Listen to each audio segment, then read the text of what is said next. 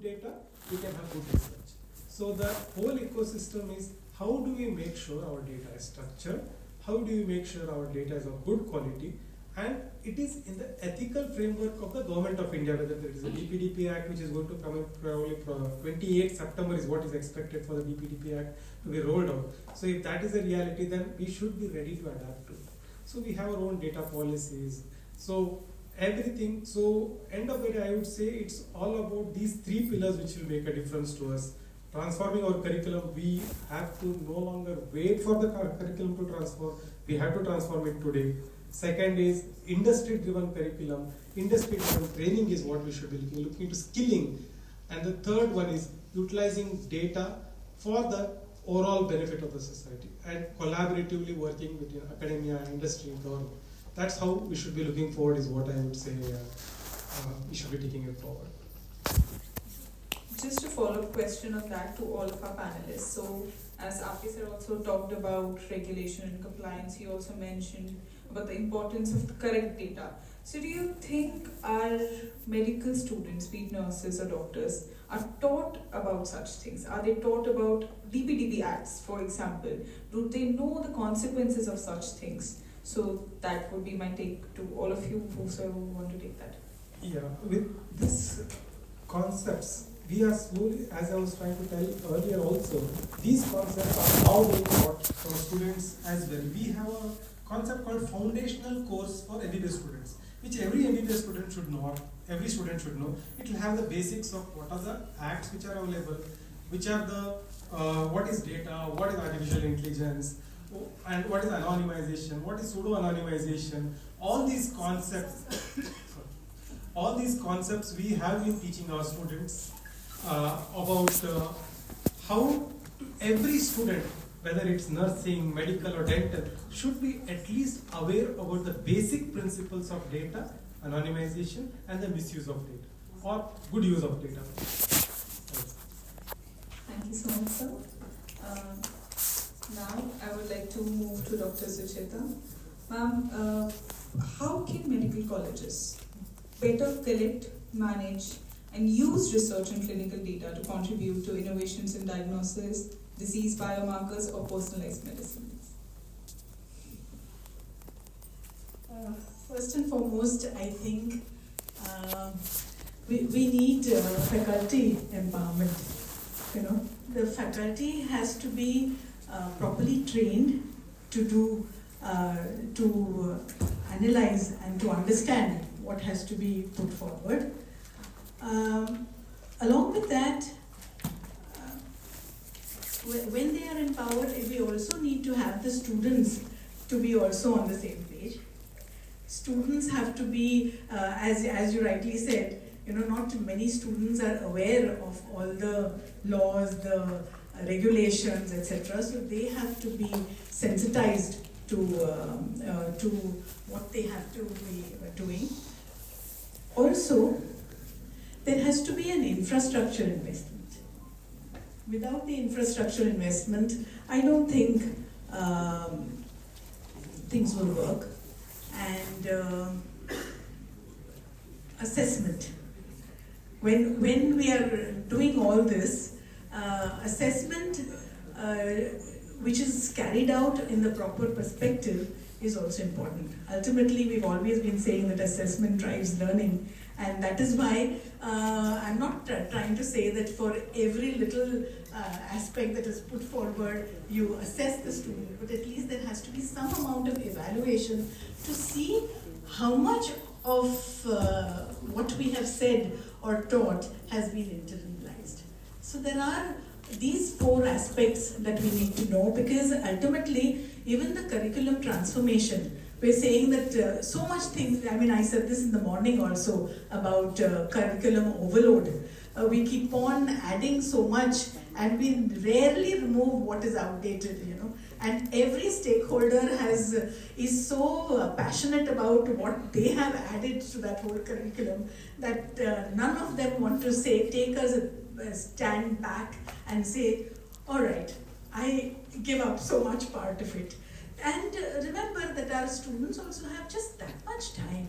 how much are you going to keep on and on and on about it? So if you add an elective to their course, see to it that they are given some time some time off or some time extra by which they can complete it.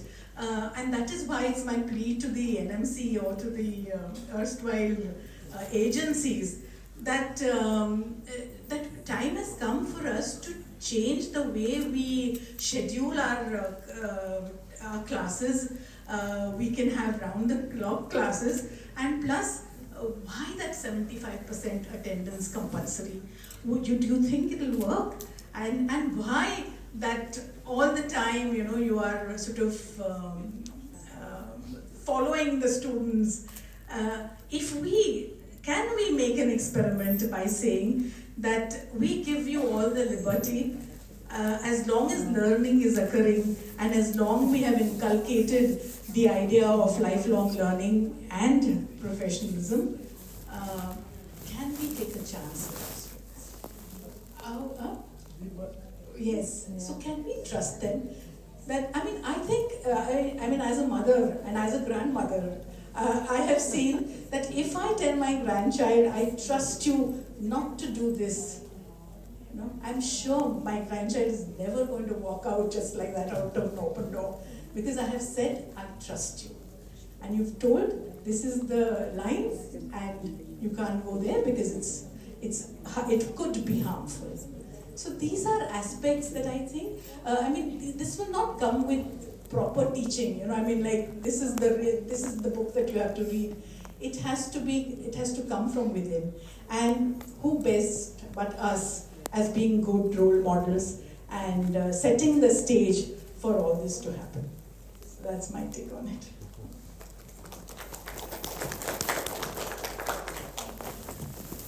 Thank you so much, ma'am.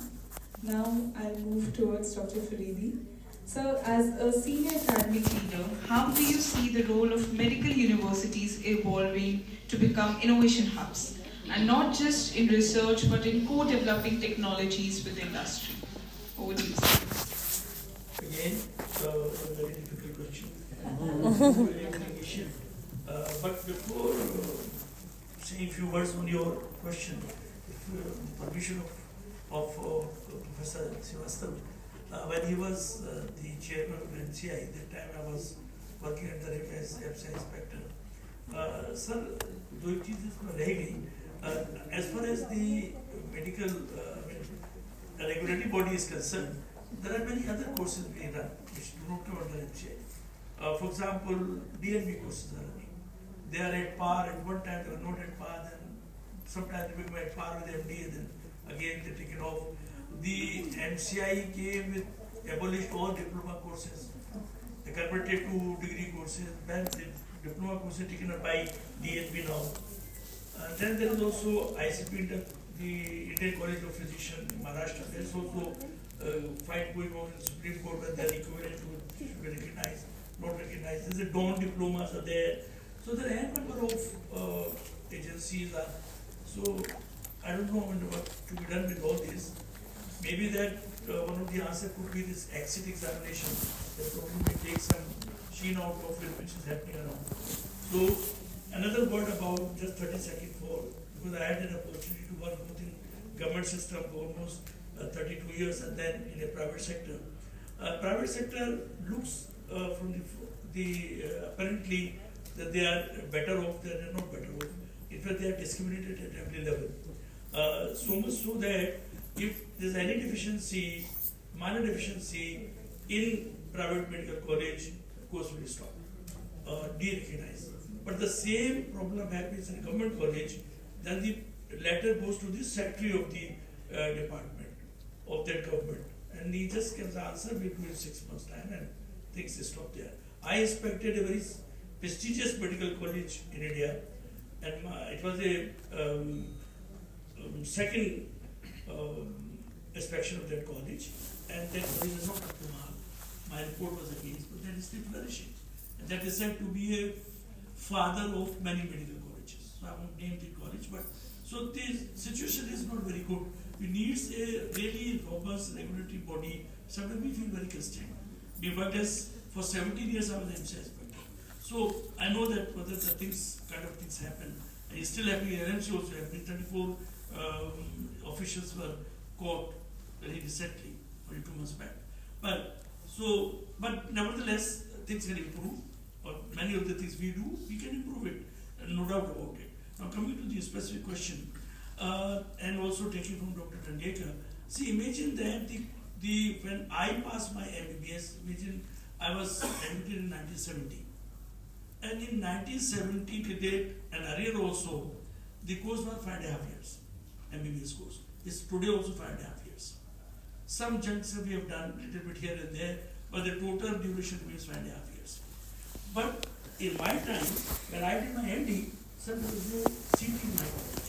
The first CT was installed in Ames somewhere in 81, 82. So imagine that we were taught, we are trained now treating patients on the basis of MRI and with CT, which we are not exposed at all. We don't know. I'm still very poor in reading CT. I'm very good in doing Excel because in my time only Excel was there. So what I'm coming to, that the course has increased. Now, in my time, there was no HIV. HIV came in 1986. Polio finished now, almost. There's no plague. But then in my time, there was only hepatitis A, hepatitis B.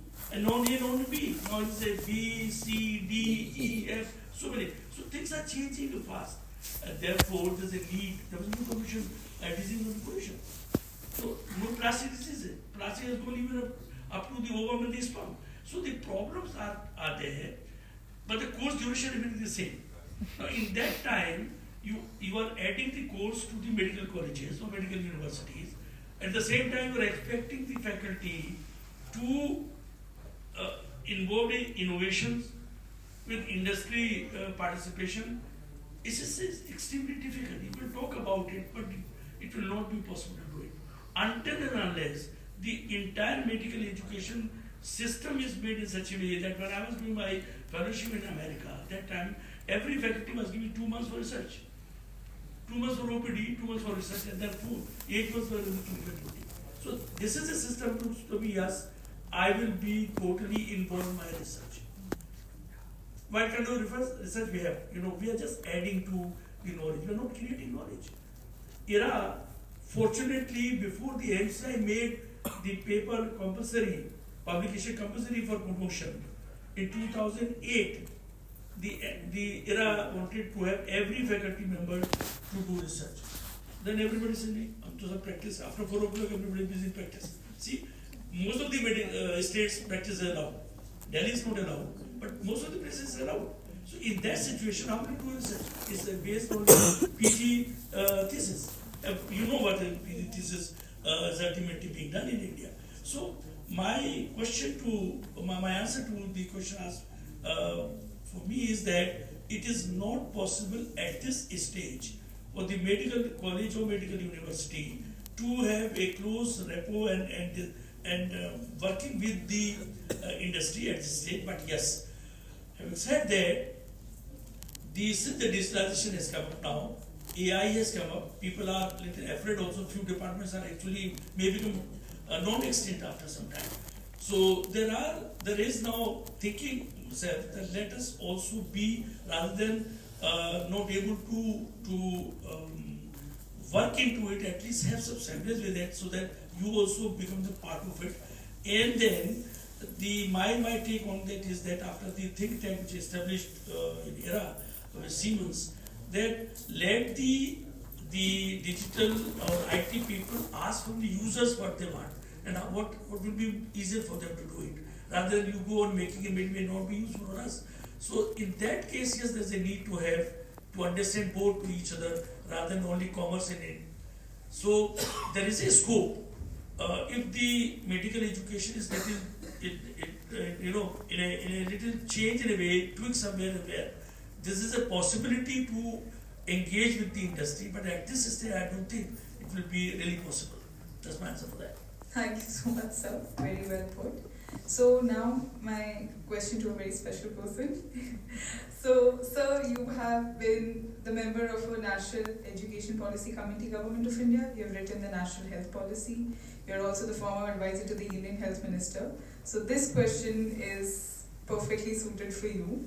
So, how must Indian health education system or Indian health education ecosystem be restructured to not just produce service-ready professionals, but I would say innovation and ready thinkers, especially in the era where you've seen our council has already approved digital therapeutics and so on, and still we do not have professionals who use those things. So, over to you, sir.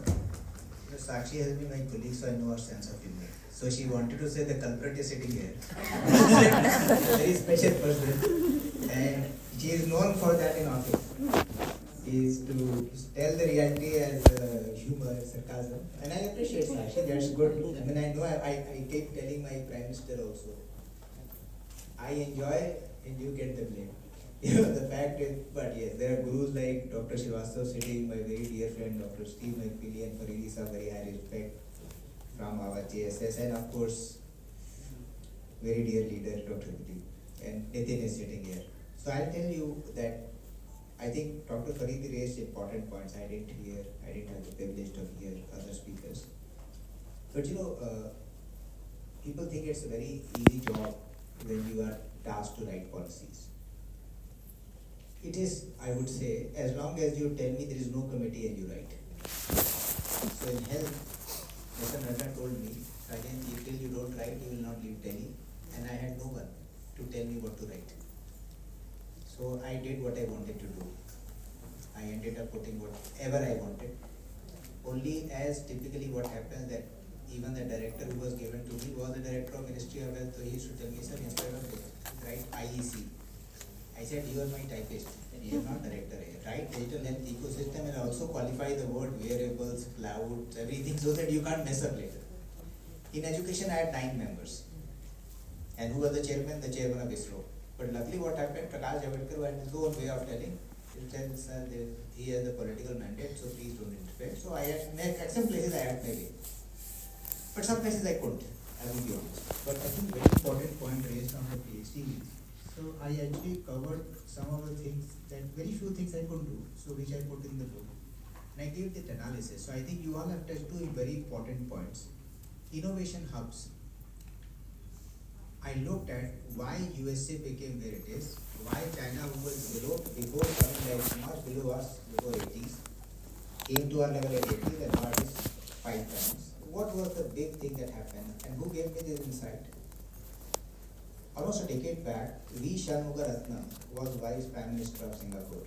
He met me and he was giving a presentation at a fishing village called Singapore, and if you saw it, it was worse than Harabi, the slums. And then he showed how Singapore became a first world country. I mean, as typically we are all, you know, all of us love our country very much, we get the best. At the end of it, I asked him, so what was one thing that changed that? He said education. Then I realized that if India has to move forward, we have to redo our education. He is currently the president of Singapore, by the way. And then I wrote the policy, but I went in depth of before writing the policy. So I'll give you 2-3 numbers which are related to the discussion points.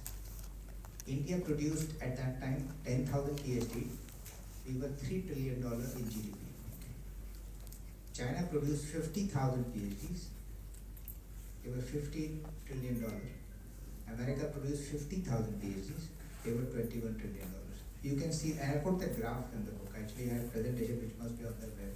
So one of the things is that we have to encourage research for research, not for a degree or 2 marks. You know, whenever I am writing a book, some professor will write to me, sir, can you put my name? I get 2 marks. I feel very embarrassed that what kind of ethic. This is actual, and this is Ames professor. And I don't write for getting any because I don't work for the government form. I mean, I don't care whether someone is giving me 2 points or less. I mean, I'm writing because I want to learn about the sector, I want to contribute to the sector. That being said, PhD is one. Second, you talked about innovation. How will all of us here survive without innovation? I don't see that. You have to innovate. So I went into depth at why China overtook America in innovation. How did it happen? Does anyone know how did it happen? So I'll give you an example. So in one page of my book, I captured who had the approach to innovation and where. America has 27 innovation hubs, China has 17, India has 3. And I'll give you numbers on PhDs that I have given you numbers on Innovation Hub. And where are these Innovation Hubs housed? Academic institutions. All are housed in universities. They monetize the innovations that come, but innovations fundamentally all like semiconductor hub, Max Planck.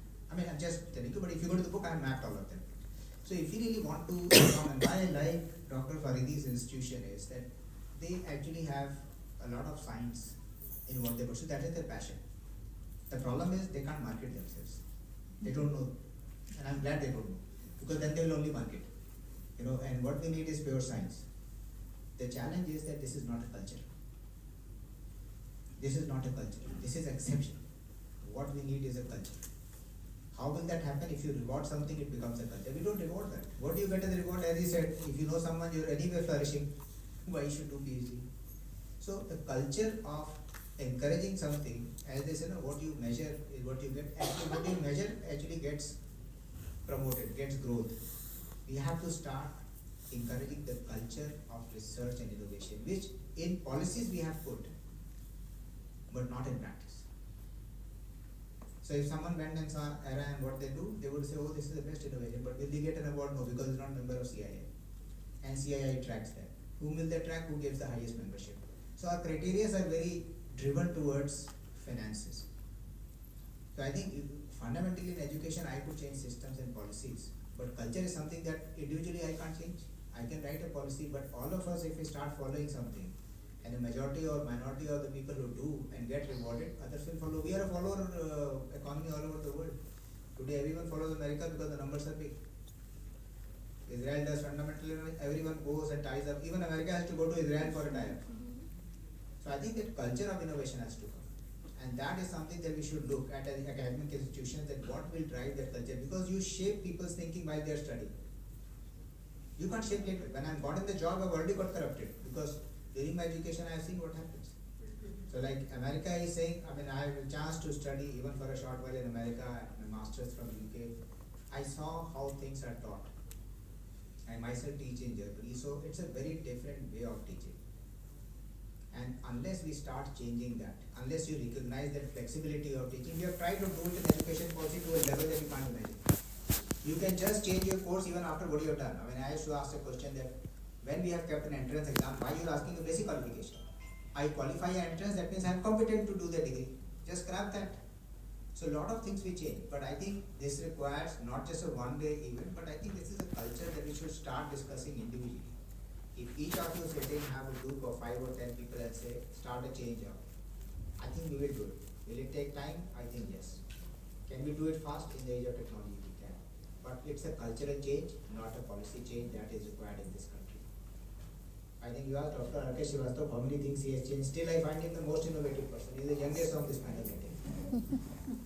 He still says, and he, despite all his commitments, issues, whatever, he will still take out time with minimum requirements. That is his passion. So if all of us are there, so many legends. I mean, like Steve McVeigh, I know what he's doing. And one calls saying, Steve, you have to come. I can only take care of it. Rajan, I will come. Don't worry about it. We have the luxury of having these legends on this panel. If we can't give a tribute to them by taking this movement with downstream, it will not help us. I think we should use this. Why we put up this summit? We are not a profit conference. As Dr. Rakesh Srivastava jokes me, आपका surname Gupta है, आप businessman नहीं हो. And he knows every time I have something, I say, sir, we are a deficit of 2 crores, 3 crores. He's closest to me. I'll call him. I'll call Dilip by what he. So he, what people will do. I mean, they can always take a call with people, but our goal is that you meet with right people, hear the right things. Like I just came in. All the 2 things they discussed is actually the problem of our institution: innovation and our research. Now we have all systems in the policy. Everything is taken care of. Now who will take the heavy lifting of translating them into an actual thing in your institution? How many people will say, I will go beyond 9 to 5 to take care of research, this many hours?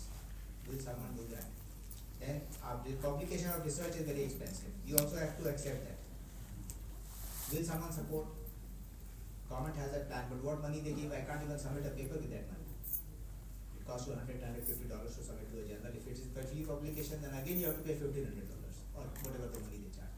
So are we having that kind of money? China gives you few $1,000 for publication of a paper. We can't compete with China by just criticizing them or start appreciating the problem. We have to get to act on that. At least ERA, one institution that does a lot of work on that. But it has to be a culture. My problem is isolated islands of excellence. Both. I mean, we have to collectively decide what we are going to do. I think how many institutions are represented here? How many are academic organizations here? Can you just raise your hands? Decent number. I think some could be different, not just one. So if they collaborate as universities, he asked me a few weeks back to address his PhD student, right? You have a PhD program in nursing. If like in Europe they have that Erasmus program, Dr. Faridi. So if we can have couple of universities say let's collaborate to do research. We have quite good people here. I mean, if we can come out with something really a breakthrough. Extensive. I think there's so many things we can do. But I think that requires a culture and mindset. I don't know how many of you heard Ram Charan speaking in the next stage. Did you hear it? So his point was, and why he's one of the most expensive consultants in the world who advise Jack Welch and all. I said, Ram, problem is not technology, problem is management. But if I say very few will listen. When you say everyone will listen. So at the age of 85 he came all the way and he said the first problem is mindset. And then he went on to, because he worked with Amazon to everyone, and he gave examples of what you need to change. Boils down again the same thing, culture. If we can do that, we will change it. Otherwise, we can keep discussing things till then. But I think we should decide some of the takeaways from this meeting, from the Education Summit, which I think is a very good initiative and support from all the people. Everyone's committed. We have discussed right things also. I mean, in this last 15-20 minutes, I heard two things you touched actually is the essence of education system. If innovation, we can say, why wait for the government? They are good officers also. If you do it, I can assure you, they will come and support you. Not a big deal. They support you with money also. But start something. Show them that the universities can collaborate. We don't compete. We are collaborating. It will be fun. Let's do that. Thank you, Sakshi, for telling us about So I have to trouble you more. No, sir. So thank you for this lovely speech, and now we end this session. Before closing the summit, we have our two coaches here for the National Medical Education Summit, Dr. Rakesh Srivastava sir and you, sir. So we'd like both of you to give closing remarks of 2 minutes each, and so we can conclude this I session. have already given more than that. Sorry, you have the final word. It is a very good discussion. We have heard many things.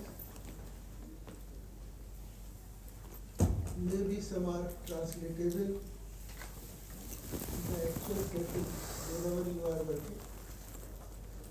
I have seen hands being raised 20 or 25 in numbers. So the first concluding remark is that please partner yourself with IRA. Yes. Let them try to organize things so that together you can move the things and create an example for the government. And you can invite many things of the new education policy in the health system also and give them a replicable model. The second thing which I would like to say is I don't have many persons who are from the data science here. But whether the university like IRA or other universities or the council like Nursing Council, they can reach out to other universities who are running institutions like that, and they can create a partnership of exchange of the technical person, so that your person can go there like Pilani is doing it. But your person can come here to learn little bit of health system. So that type of thing we can work out in this and bring out a really doable model with a certain type of evidences in acquisition of the knowledge and skill, both sides. The government will be ready to take it up, because government has felt very clearly now in the bureaucracy in the ministry, thanks to the Prime Minister's initiative, that they have to move fast and transform the total education system, including the medical education system, and put it on the fast track. That's why education has got a pillar separate in the